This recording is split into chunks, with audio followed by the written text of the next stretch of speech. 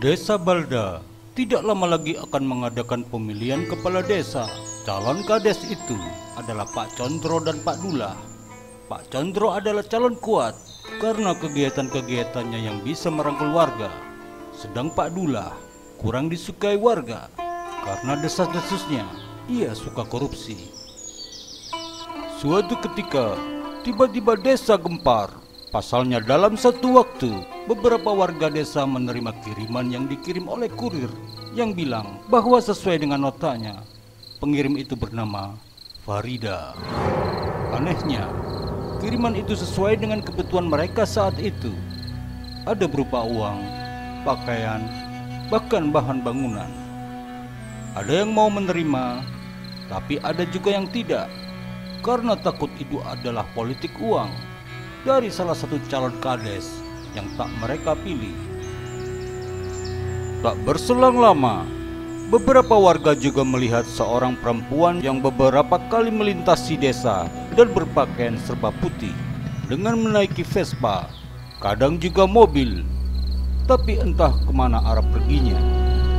Dari sini, mulai dikait-kaitkan dengan adanya pemberian misterius sebelumnya. Mereka mulai menyimpulkan bahwa perempuan itu adalah Farida. Ada juga yang mengira dia adalah tim sukses salah satu calon kades yang didatangkan dari luar desa. Dan berita itu pun sampai ke telinga dua calon kades. Begitu ceritanya, Pak. Oh, begitu. Bahkan ada yang menduga kalau perempuan itu adalah tim sos dari calon kades. Kalau iya, yang pasti bukan dari Bapak kan? Oh ya, pasti dia anak buah Condro. Rupanya dia curi start dengan politik uang. Oh ya? Kayaknya aku juga pernah lihat perempuan itu sih.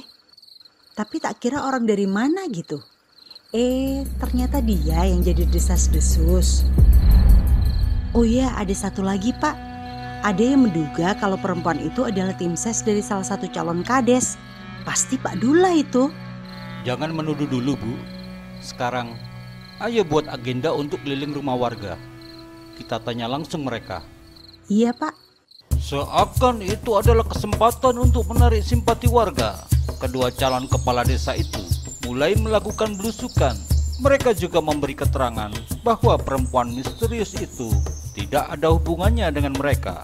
Warga semakin heran dan mulai menjadi takut. Saya yakin ada dalang di balik munculnya sosok perempuan itu. Akan segera saya ungkap.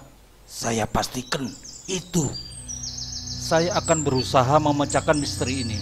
Dan jika ada dari warga yang membantu, mari kita kerjasama.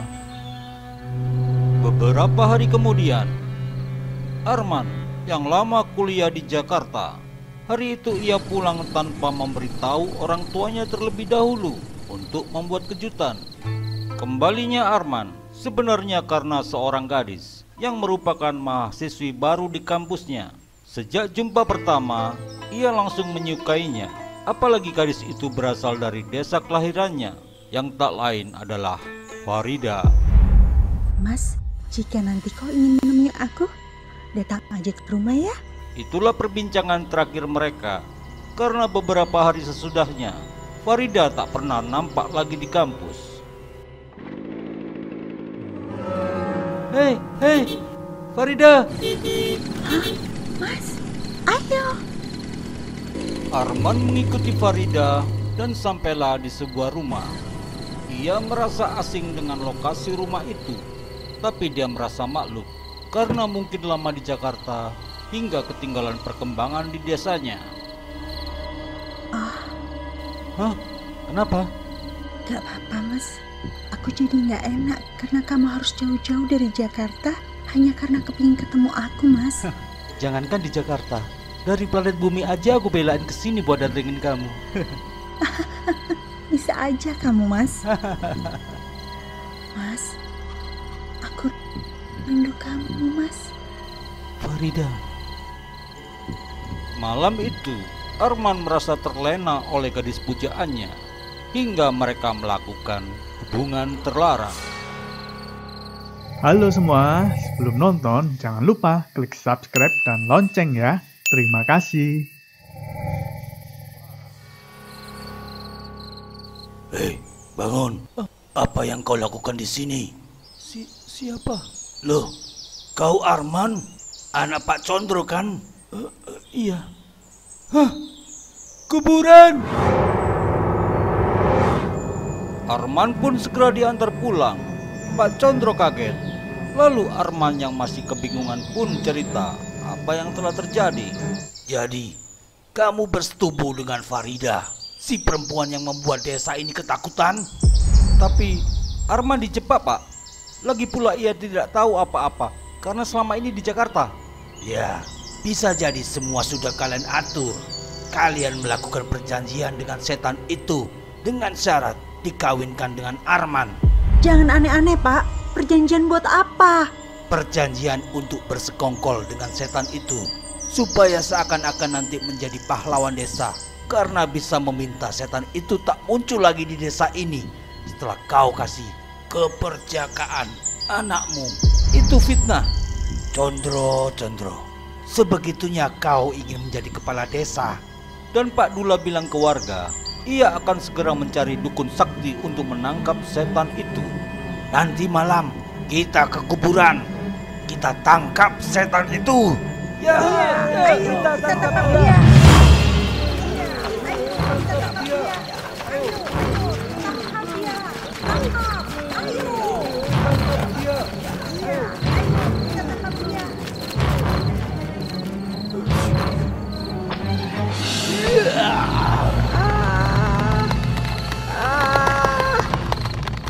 Oh, rupanya kau setan yang bernama Farida. Berani benar kau mengganggu wargaku. Iya, ampun. Apa benar kau melakukan perjanjian dengan Pak Condro? Iya. Terbongkarlah sudah semua. Apakah dia ini perlu dihukum, saudara-saudara? Ya, hukum dia. Hukum dia. Baiklah, Pak Dukun.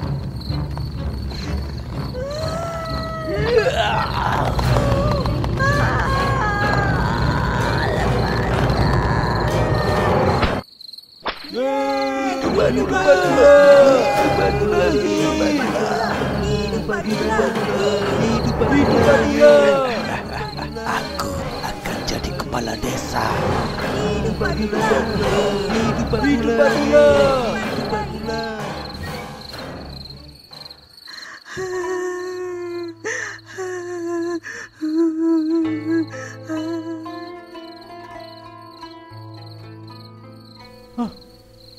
Apa ini?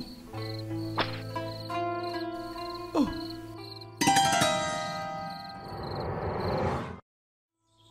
Pak, Bu, Arman minta maaf karena telah membuat malu Bapak dan Ibu. Bapak dan Ibu loh tidak pernah mengajari kamu seperti itu.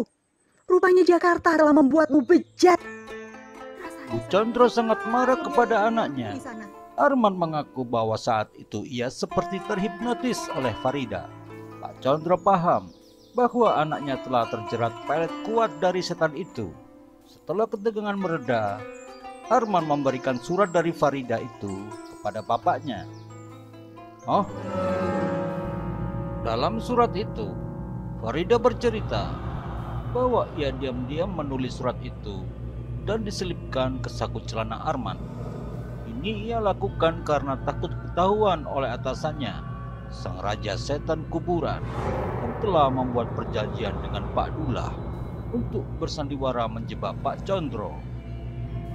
Dan perjanjian itu tidak gratis, melainkan harus dibayar nyawa warga yang menerima pemberian dari Farida.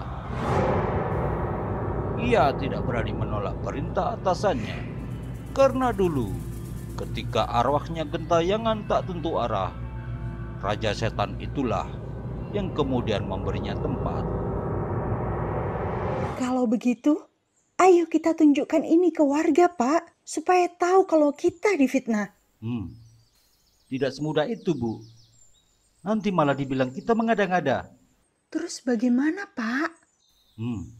Beberapa hari belakangan ini, Wajah Kiai Soleh selalu membayangiku.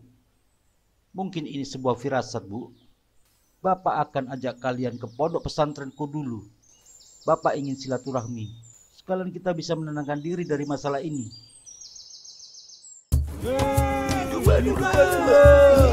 Pak Dula yang merasa di atas angin selalu membawa botol yang berisi hantu Farida saat berkampanye keliling desa.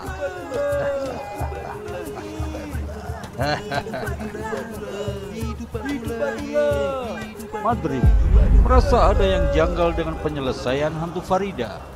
Kenapa jika semudah itu tidak diselesaikan dari kemarin-kemarin saja? Anehnya lagi, bagaimana Pak Dullah tahu kalau Arman akan datang dan berada di kuburan pagi itu? Sebagai asistennya, rasanya tidak masuk akal sampai aku tidak tahu rencananya. Sebenarnya Madrim ingin menanyakan langsung, tapi ia takut salah, mengingat ia dulu pernah ditolong oleh Pak Dullah, membebaskannya dari ancaman pidana saat menjadi sekretaris di perangkat desa. Sampai sekarang, sebenarnya aku tidak tahu apa-apa mengenai dana desa itu. Aku hanya melaksanakan tugasku untuk urusan keuangan, tapi tiba-tiba menjebakku menjadi tersangka menggelapkan dana desa.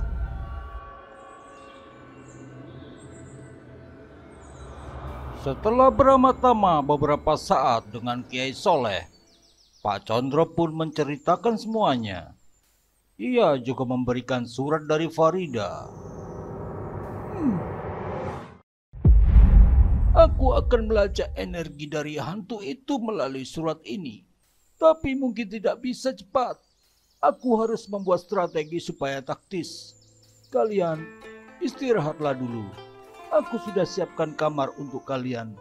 Menginaplah di sini sampai aku kasih kabar lagi kapan kalian harus kembali ke desa. Nggih, Kiai. Terima kasih. Beberapa hari kemudian, warga yang menerima kiriman dari Farida mulai sakit. Dan itu berlangsung hampir serentak. Banyak yang mengkaitkan lagi kejadian itu dengan hantu Farida yang dampaknya masih aktif, meski hantu itu sudah dikurung oleh dukun Pak Dula. Ini pasti dampak dari perbuatan Pak Condro. Ayo kita datangi dia. Ayo.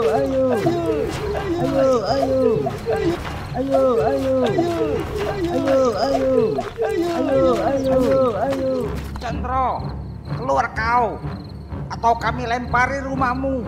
Keluar kau, keluar. Lempar, ayo lempar.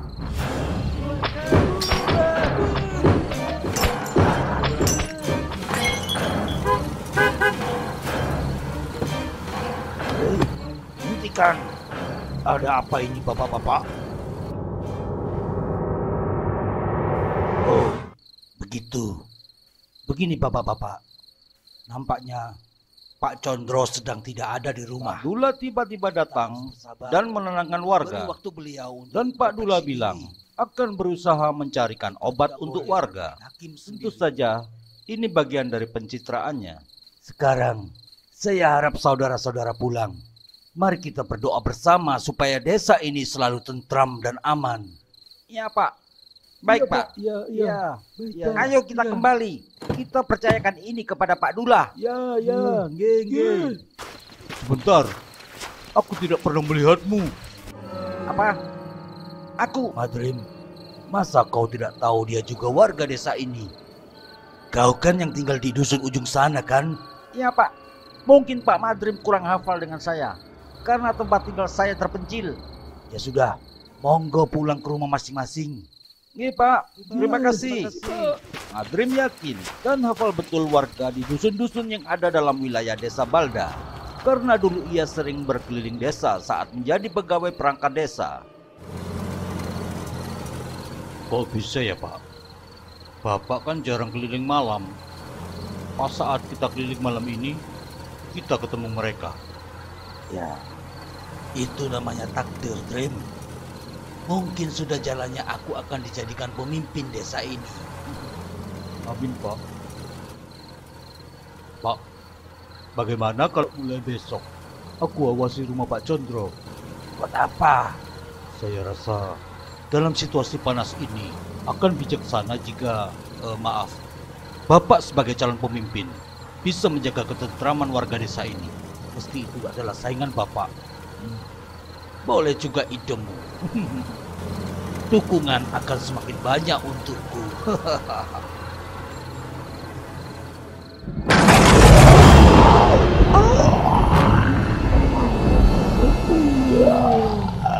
Sakit. Siapa kamu? Aku Kiai Soleh. Aku mendatangimu secara astral untuk memberi perhitungan atas ulahmu karena mengambil tumbal manusia di desa Balda. Itu bukan salahku. Aku telah membuat perjanjian dengan manusia yang ingin menguasai desa ini dan dijanjikan nyawa warganya. Itu urusanmu dengan manusia itu. Tapi jika kau meneruskan mengambil nyawa warga desa, kau sendiri yang akan kumusnahkan. Kenapa kau ikut campur? Karena aku manusia seperti mereka, tidak bisa membiarkan kaumku kau siksa. Bagaimana kau tahu? Itu bukan urusan. Dan jangan coba-coba mencari tahu, karena aku sudah memasang beberapa jerat gaib yang akan meringkusmu. Baik. Aku akan batalkan mengambil tumbal warga desa ini. Itu belum cukup. Aku ada syarat satu lagi. Apa itu?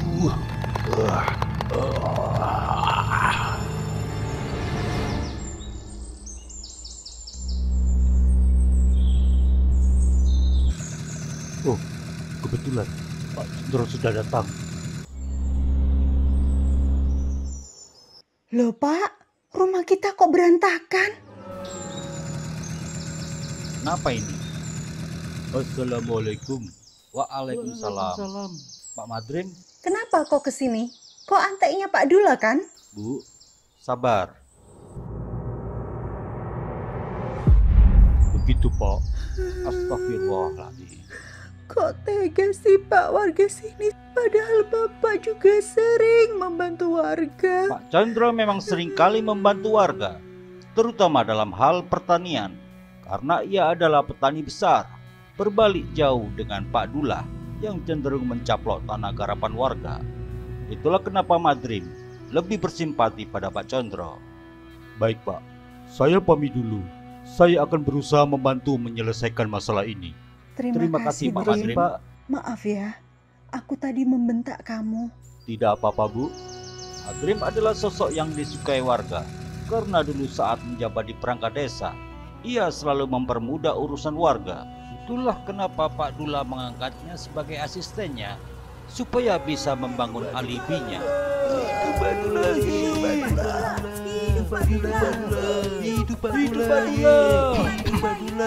Assalamualaikum saudara-saudara. Waalaikumsalam. Hari ini saya akan memberikan solusi untuk warga kita yang sedang sakit. Pak Dukun ini akan memberikan beberapa syarat supaya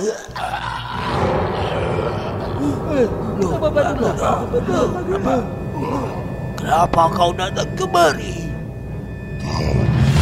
Kemudahan. Ilmumu sebenarnya tidak ada apa-apanya. Kurang ajar.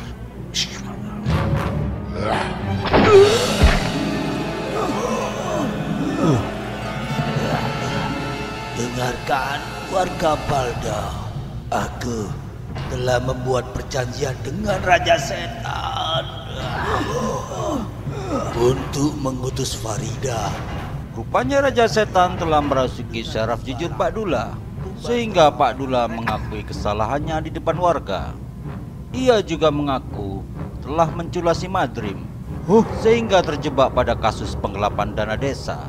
Jangan terpedaya saudara-saudara. Ini pasti kelakuan Condro yang mengundang-undang Pak Dula. Diam kau provokator. Aku tidak pernah melihat wajahmu. Juga dukun itu. Kalian mengaku dari ujung desa, tapi aku hafal dengan wajah-wajah orang desa ini. Wow, kurang ajar. Ajar dia. Ajar. Jangan saudara-saudara. Ini negara hukum.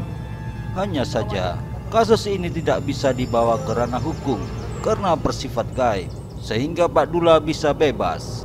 Tapi ia dan keluarganya juga ante-antenya kemudian jatuh sakit karena digerogoti oleh Raja Setan sebagai ganti tumbal yang telah dibatalkan. Dan dukungan kepada Pak Condro mulai kembali lagi. Maafkan aku yang telah memperlakukanmu tidak senonoh, Mas. Sungguh sangat menyakitkan melakukan itu padamu. Seperti mengkhianati luka batinku. Karena semasa hidup aku dirudam paksa oleh pasukan penjajah.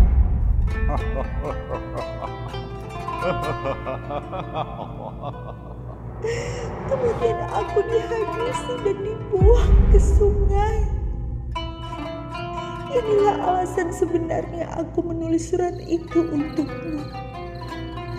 Mas, perbaikilah sembahyangmu supaya tidak mudah terpedaya oleh bujukan setan.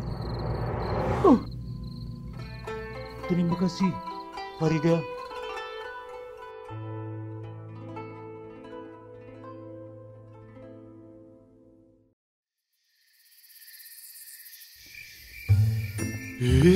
Mantap ya, Bu. Aku kelihatan ganteng di baliho-baliho. Bagusan lagi kalau aslinya ganteng. Siapa ini? Orang asing berani-beraninya pasang baliho di wilayah kekuasaan kita. Lah iya, orang baru nih ya. Pasti dana kampanyenya dikit. Kita bakar aja, Pak.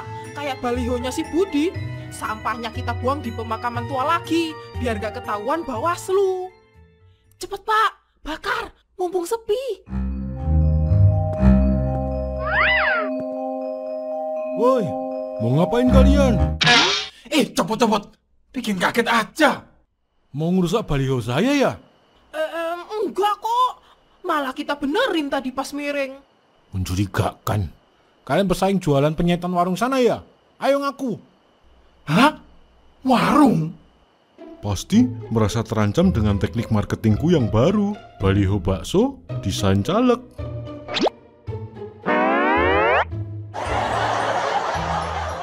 Walah, Pak, untung kita nggak keburu bakar. Iya, Bu, nyaris saja. Ternyata dia cuma jualan bakso di sini. Makan dulu yuk. Lah, kok makan pinggir jalan? Aku minimal kan paper lunch. Sekali-sekali lah, Bu, biar kelihatan merakyat. Ya udah deh, Pak. Kita beli baksonya ya. Mumpung pas lapar dan nunggu tim suksesku juga. Tapi nanti nyoblos aku ya. Mantok nomor urut 66. Oh, boleh. Pas banget baksonya lagi hangat-hangat nih. Monggo, Pak, Bu. Duduk dulu di sana.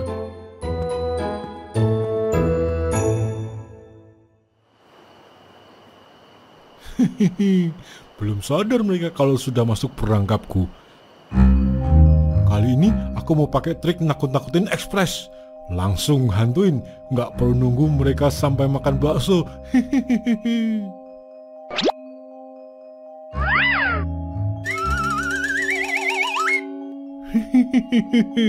Pasti mereka bakal takut setengah mati. Aduh, Pak, emang harus banget ya bagi-bagi uang ke warga setempat.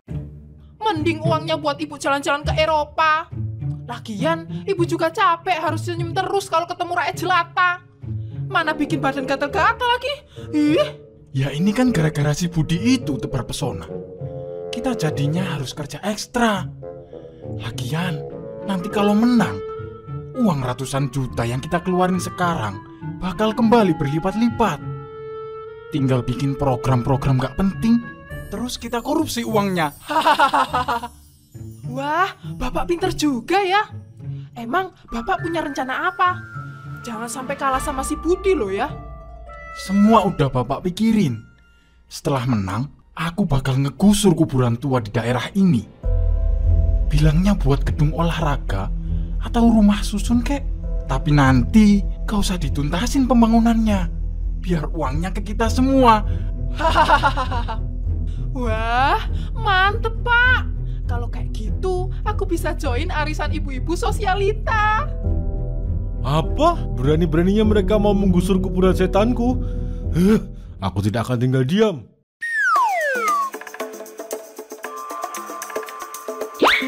Pocong, Kunti, ada misi penting, menyelamatkan kuburan setan. Hah? Ada apa sama kuburan tempat tinggal kita? Mau digusur sama caleg koruptor. Dengarkan baik-baik rencanaku.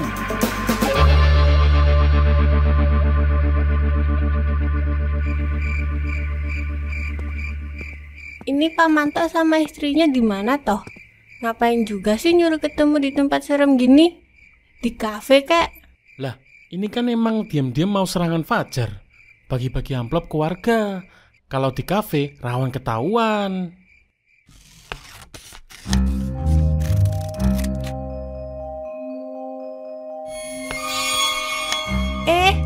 Mereka mau ngerusak baliho, bos. Kurang ajar, pasti itu tim sesi gemoy. Hei, berarti ngerusak baliho itu tak laporin Bawaslu lo ya. Lah bosmu ini kurang ajar, mau caplok tanah di kampung kita. Gak usah ngadi-ngadi, mana ada program Pak Manto kayak gitu. Ada, tapi yang mau dicaplok katanya tanah kuburan kok, bukan tanah perkampungan. Lah iya, itu tanah kampung kita.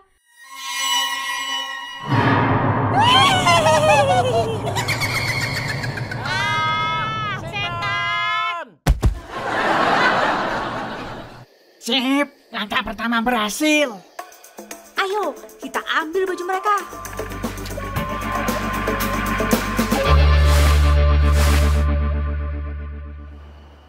Duh, lama banget sih tim sukses kita. Sampai habis 2 mangkok bakso nungguin mereka. Potong aja gajinya, Pak. Duh, bikin kesel aja. Untung ini baksonya enak. Pentolnya juicy, minyak kenyal-kenyal kayak udon. Ya iyalah juicy. Emangnya kamu kira itu daging apaan?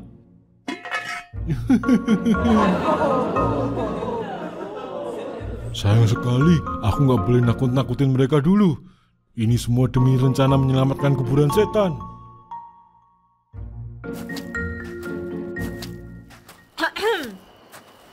Malam Pak Manto. Ibu, maaf telat. Tadi ketemu setan di jalan. Hah? Setan apa? Pocong? Kunti? Serem dong. Ganteng pocongnya, kayak Iqbal Ramadan. Kuntinya apalagi? Kayak Jisoo Blackpink. Kok saya gak pernah lihat kalian ya? Kita anak baru, Pak. Oh gitu. Ya udah. Tugas kalian malam ini adalah mengirim amplop-amplop berisi 50.000 ini diam-diam ke rumah warga agar mereka coblos aku nanti. Jangan sampai ketahuan, karena ini termasuk politik uang yang dilarang. Pak. Tunggu dulu, kelihatannya kita butuh orang tambahan. Gak akan bisa kalau cuma mereka berdua dalam semalam nyebarin amplop di 3 wilayah. Butuh orang tambahan ya? Saya mau dong jadi tim sukses Bapak. Tapi gerobaknya gak apa-apa ditinggal. Gak apa-apa Pak, gak akan ada yang berani nyolong juga. Hehehe. Ya udahlah, ini tas berisi amplopnya kuserahkan ke kalian. Cepat kerjakan malam ini. Aku dan istriku akan memantau dari kejauhan. Siapa?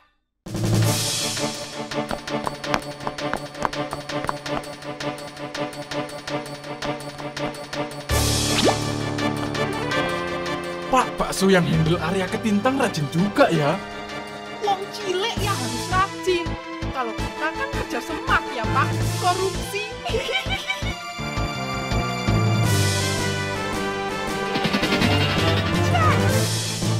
Oke gile. Yang cewek ahli banget Bu kirim amplopnya. Iya Pak, sekilas kayak lagi melayang-layang ya. Pasti efek hackernya ini. Lah, yang cowok muka burik tadi kok malah nyantai-nyantai? Awas saja dia. Enggak Pak, coba itu lihat rumah-rumah sekitar dia.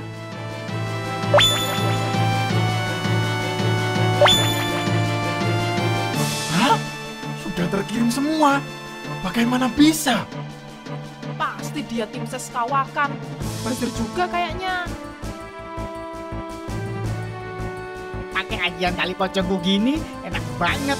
Instant delivery, nggak perlu ngoyo lari-lari ke tiap rumah. Ternyata tim ses baru kita hebat-hebat, Bu. Pasti menang ini. Orang baik emang selalu dilancarkan jalannya. Lah, kita kan mau korupsi, Pak.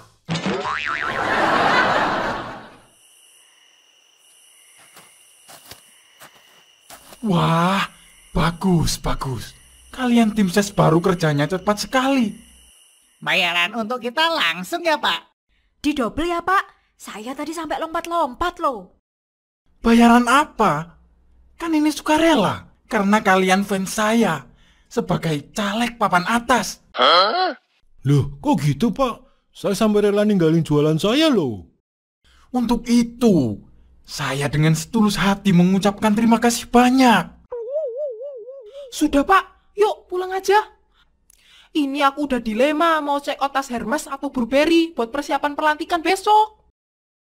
Iya, Bu.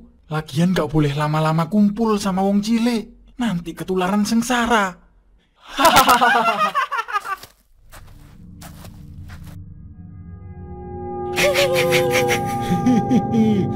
Lihat aja nanti.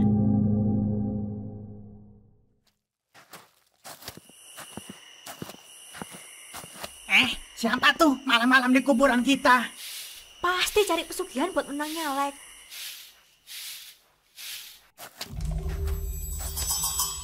Duh, tega sekali ya. Ada orang yang sengaja merusak baliho Bapak. Terus dibuang di kuburan sini. Malah ada rumor usaha Bapak pakai pesugihan segala. Udah, nggak apa-apa. Terserah mereka mau lakukan apa. Yang penting, Bapak tetap lurus, gak aneh-aneh. Kalau kalah, ya berarti belum diizinkan sama Gusti Allah. Iya Pak, bener. Jadi wakil rakyat, amanatnya juga gede dan banyak godaan. Setelah baliho, sekalian kita bersihkan juga sampah-sampah di sini ya, Bu. Bentar lagi bulan Ramadan, biar yang nyekar nyaman juga. Iya Pak, nanti kalau menang, dicat aja sekalian Pak, pagar-pagar di sini biar bagus. Astaga, Ibu dan Bapak itu baik sekali. Adem aku lihatnya. Kebalikannya ibu dan bapak mantak tadi ya. Orang yang nyalak itu harusnya kayak gini. Ngapain kamu, Cong? Ini lagi buat video konten. Contoh caleg yang positif. Aku ikutan ah. Iya, kerja buat lingkungan, no pencitraan.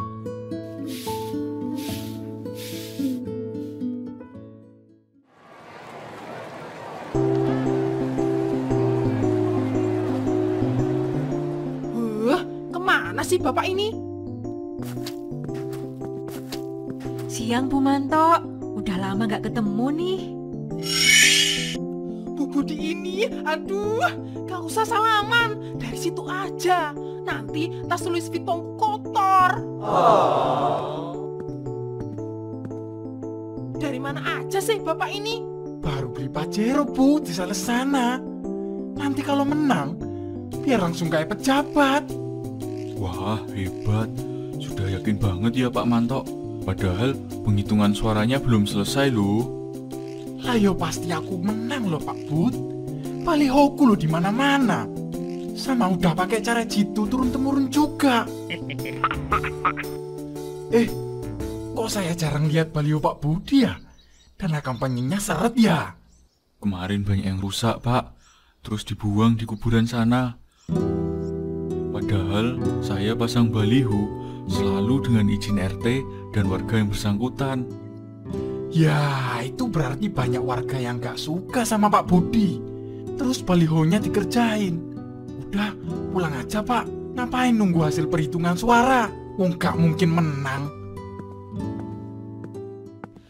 Pak Budi, saya tadi nyoblos Bapak loh. Karena dari semua caleg, cuma Bapak yang peduli kebersihan lingkungan kita. Iya Pak, saya dukung Bapak 100%. Saya sudah lihat aksi Bapak di video-video. Video apa ya? Loh, yang viral di TikTok dan YouTube. Malah belum tahu. video ini nih Pak. Contoh caleg yang positif. Kerja buat lingkungan, no pencitraan. Hidup Pak Budi. Loh. Kok si Budi banyak banget pendukungnya? Bukannya warga sini harusnya jadi pendukungku? Lah iya Pak, balihonya si Budi udah kita rusak kan? Misi Bu, Ibu tinggal di perumahan Jambangan kan? Kemarin udah dapat amplop dari saya. Iya Pak, sudah dapat. Makasih ya. Berkat Bapak, saya jadi yakin pilih Pak Budi. Hah? Loh, maksudnya gimana Bu? Kita yang ngeluarin duit kok Ibu milih si Budi sih? Lah, kan emang amplopnya nyuruhnya gitu. Ini kan pesan di amplopnya. Hah?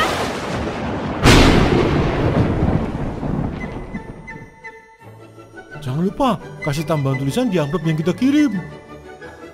Siapa yang masuk?